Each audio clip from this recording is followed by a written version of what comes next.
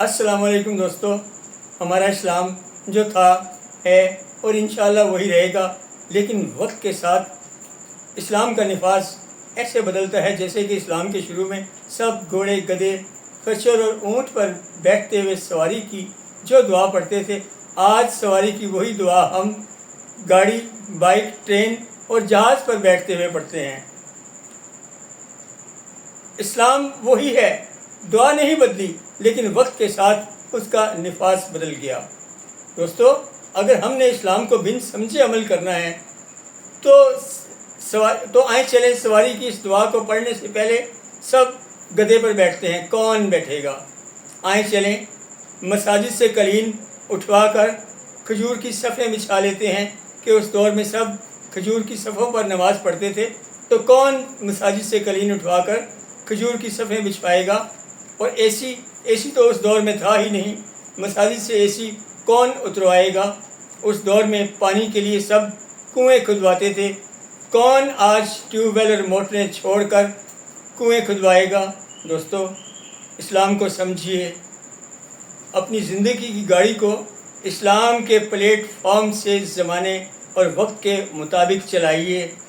इंसानों को सहूलत देने वाली हर चीज़, हर टेक्नोलॉजी का वक्त के मुताबिक इल्म हासिल कीजिए, हवाओं को ताबिया कीजिए, पानी के बेहतरीन इस्तेमाल के लिए पानी ज़ख़ीरा करने की सलाहियत का इल्म हासिल करके पानी की ताकत पर काबू पाइए। और बिजली तो अल्लाह करीम का बेहतरीन इनाम है।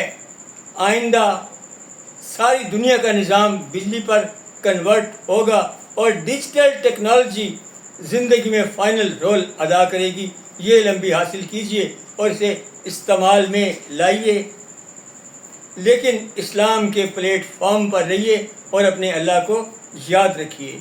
एक अल्लाह वाले थे, तिजारत उनका पेशा और अल्लाह की बंदगी दिल से करते थे।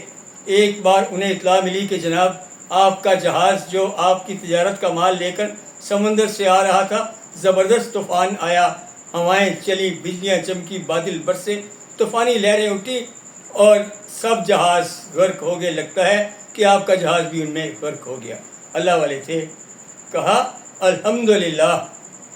दोस्तों, कुछ वक्त गुजरने के बाद उन्हें फिर इत्तला मिली कि जनाब, तूफ़ान तो आया था, तूफ़ानी लहरें तो उठी थी, हवाएं चली थी, लेकिन सब जहाज़ गर्क हो गए, लेकिन आपका जहाज़ सलामत रहा।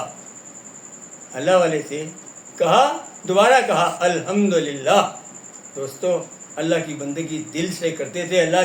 अल्लाह करीम ने उनका जहाज़ और माले तिजारत बचा लिया। अल्लाह करीम ने जब इंसान को तख्लीक फरमाया तो फरिश्तों से कहा, ये दुनिया में मेरा नाइब होगा।